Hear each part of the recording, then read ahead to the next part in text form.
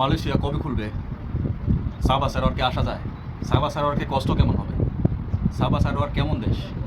আজকে আমার এই ভিডিওতে আমি সম্পূর্ণ ব্যাপার নিয়ে কথা বলবো। হ্যালো, আসসালামু আলাইকুম এভরিওয়ান, আমি সোহেল, আছি মালয়েশিয়ার সাবা সারোয়ার থেকে। ভিডিওটা সম্পূর্ণ দেখুন, তাহলে বুঝতে পারবেন আমি ভিডিওতে কী ধরনের কথা বলব।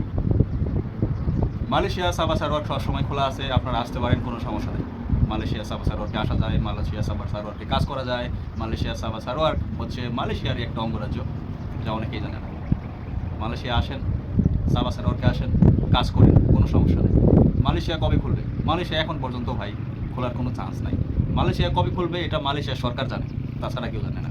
মালয়েশিয়া কোনো দালাল বা বাংলাদেশের কোনো এজেন্সির কথায় মালয়েশিয়া খুলবে না। মালয়েশিয়া খুলবে তার নিজস্ব গতিতে। শোনেন, একটা কথা বলি, মালয়েশিয়া সম্বন্ধে দালালরা যত যা কিছুই বলুক আর যা কিছুই করুক, ঠিক আছে, মালয়েশিয়া খুলতে এখন অনেক দিন। মালয়েশিয়া এত সহজে খুলবে না। শোনেন, আপনি যদি পারেন সাবা সারোয়ারকে আসেন। সাবা সারোয়ার সব সময় খোলা আছে। সাবা সারোয়ার সম্বন্ধে আপনাদেরকে কিছু দালাল ভুল কিছু তথ্য দিয়ে রাখছে। মালয়েশিয়া সাবা সারোয়ার যেতে অনেক টাকা পয়সা লাগে। না ভাই, মালয়েশিয়া সাবা সারোয়ারকে আসতে এত টাকা পয়সা লাগে না। মালয়েশিয়া সাবা সারোয়ারকে ওই মালয়েশিয়া যেতে আসতে যেরকম টাকা লাগে, ঠিক সাবা সারোয়ারকে আসতে ঠিক সেরকমই টাকা লাগে। অনেকে অনেক ধরনের টাকা দিয়ে আসেন, 6 লাখ, 5 লাখ, 5.5 লাখ। আসলে ভাই, দালাল যার কাছ থেকে যেমন নিতে পারে, এটাই হচ্ছে দালালের নিয়ম। দালাল তো ভাই দালালি। দালাল তো ভাই নিজের বউকেও বিক্রি করে দালালে খায়। দালালের কোনো জাত আছে? দালালের কোনো মায়া দয়া বলতে কিছু নেই। ভাই শোনেন, সাবা সারোয়ারকে আসেন, 2-1 টাকা বেশি লাগলেও সাবা সারোয়ারকে আসেন, এখানে কাজ করা যায়। এখানে কাজ করে ভাই শান্তি পাইবেন। এখানে বাঙালি কম, এখানে ভাই সবজিপাতির দাম কম। সিগারেট বিড়ি যারা খান ওদেরও এখানে মনে করেন যে অনেকটা সেফটি পাইবেন এখানে জিনিসপত্রের দাম। তাছাড়া বাংলাদেশি প্রোডাক্ট সব কিছু এখানে পাওয়া যায়, সব কিছু মোটামুটি সবই পাওয়া যায়। তাছাড়া বাংলাদেশের মতো তো আর পাওয়া যাবে না।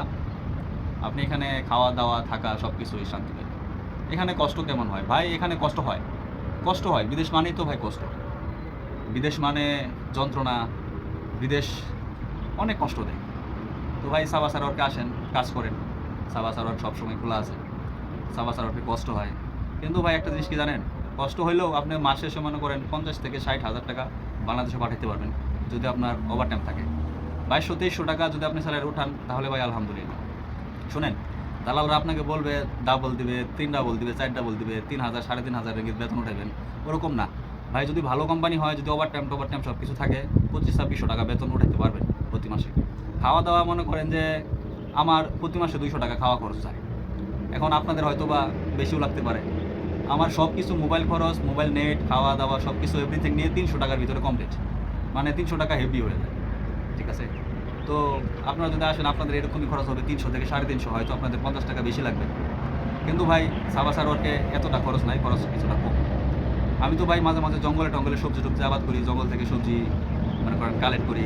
আপনারা হয়তো আমার পুরাতন ভিডিওতে দেখছেন কলা টলা, তারপরে আপনার হচ্ছে শাক, তারপরে আপনার হচ্ছে বিভিন্ন ধরনের সবজি আমি এগুলোই করি। তাছাড়া আমি কিছু সবজি আবার নিজেও আবাদ করি। কারণ বিদেশে আইসা ভাই লজ্জা করে লাভ নাই ভাই। বিদেশ তো মনে করেন কষ্টের জায়গা। এখানে আপনি সবজি আবাদ করবেন, সবজি কুড়াইবেন জঙ্গল থেকে, শাক কুড়াইবেন জঙ্গল থেকে, এভাবেই খাইতে হবে ভাই। আসলে ভাই আমি এগুলা ব্যাপার নিয়ে লজ্জা করি না। বিদেশে আসছি কষ্ট করার জন্য, কষ্ট করব, টাকা যেভাবে ইনকাম করা যায় সেভাবে ইনকাম করব। এটাই তো ভাই জীবন। সাবা সারোয়ারকের কষ্টের কোনো শেষ নাই, মালয়েশিয়াতেও কষ্টের কোনো শেষ নেই। আর একটা কথা বলে রাখি, যারা নতুন আসবেন তারা অবশ্যই কিন্তু বাড়ি থেকে পর্যাপ্ত পরিমাণ মশলা নিয়ে আসবেন। এয়ারপোর্টে কিন্তু আপনাদেরকে 5 কেজির উপরে মশলা আনতে দেয় না। তো আপনারা চেষ্টা করবেন 4.5 কেজি 4 কেজি মশলা নিয়ে আসার জন্য। মশলা বলতে কি, গরম মশলা, হলুদ টলুদ, এগুলো আর কি যতদূর পারেন নিয়ে আসবেন। নিয়ে আসলে আর কি ভালো, আপনার কিছু টাকা সেভ পাবেন।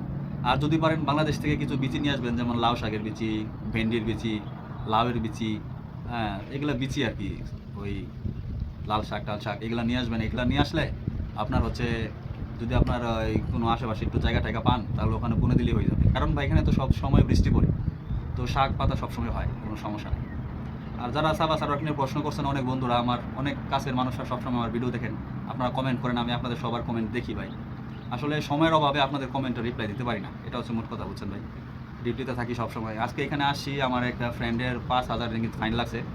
ফাইন লাগছে আপনার হচ্ছে ওর ওই সেফটি কার্ড ছিল না আর কি, মালয়েশিয়াতে বলে সিআইডিবি কার্ড ওর ছিল না, তো এর জন্য আর কি ওর 5,000 রিঙ্গিত ফাইন লাগছে। তো অর্ধেক টাকা বসে দিবি আর অর্ধেক টাকা হয়তো ওর কাছ থেকে কাটবে।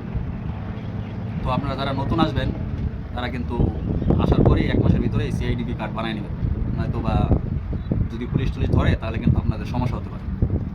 শুনেন, বাড়ি থেকে জামা কাপড় এত আনা দরকার নাই। যারা নতুন নতুন আসবেন, শুধু ডিউটি করার জন্য কিছু জামা কাপড় আনবেন, এটাই আপনাদের ভালো হবে। কারণ বেশি জামা কাপড় আনলে ভাই আরও সমস্যা, বুঝছেন না ভাই? বেশি জামা কাপড় আনলে মনে করেন ওখানেও টাকা খরচ, আর এখানে জামা কাপড় পরতে পারবেন না। আমি 2টা গেঞ্জি বার করছি, মনে করেন 2টা গেঞ্জি মনে করেন পরে শেষ করতে পারি, পরবো কোথায় ভাই? সময় তো পাওয়া যায় না। সারাদিন ডিউটি করার পরে মনে করেন যে একটা জামা কাপড় গায়ে দিয়ে মনে করেন যে ওই রান্না বান্না, বা মাসে 2বার 3বার হয়তো বাজার টাজার যায়, আর বাজার যায়, বাজার করে চলে আসি, কোথাও ঘুরতেও যায় না। তো ভাইরা শুনেন, বাংলাদেশ থেকে যারা নতুন নতুন আসবেন, পুরাতন আসবেন, সম্পূর্ণ ভিডিওটা আমার দেখছেন কিনা জানি না, তবে আমার ভিডিওগুলো দেখলে আপনি বুঝতে পারবেন, আমার পুরাতন ভিডিওগুলো আমি প্রত্যেকটা প্রবাসীকে তার ভালোর জন্য অনেক ধরনের টিপস দিয়ে থাকি। অবশ্যই আমার চ্যানেলটা কিন্তু সাবস্ক্রাইব করবেন। যে কোনো বিষয় জানতে হলে আমাকে কমেন্ট করেন, সমস্যা নাই, আমি আপনাদের কমেন্টের উত্তর দেবো যদি সময় পাই। আর অনেক নতুন ভাইরা বলেন কষ্ট কেমন হবে ভাই, এই কোম্পানি কেমন? ভাই আমার আশেপাশে যদি কোনো কোম্পানি থাকে তাহলে আমি সেটা অবশ্যই দেখি। যদি আমার থেকে দূরে হয়, না চিনি না, তাহলে ভাই সেটার চিনি না, যেহেতু জানি না, তাহলে এটার উত্তর কেমন করে দেবো? ভাই শুনেন, সাবা সারারকে আসেন, কোনো সমস্যা নাই, কাজ করা যায়, করা যায়। তাছাড়া মনে করেন ভালো খারাপ সব জায়গায় আছে, সব জায়গায় খারাপ ভালো আছে। এখানে কি সবাই ভালো আছে? সবাই ভালো নাই। মনে করেন 1000 বাঙালি থাকলে মনে করেন যে 900 জনই ভালো আছে, 100 জন খারাপ আছে। আমেরিকায় কি সবাই ভালো আছে? লন্ডনে কি সবাই ভালো আছে? ইতালিতে সবাই ভালো আছে?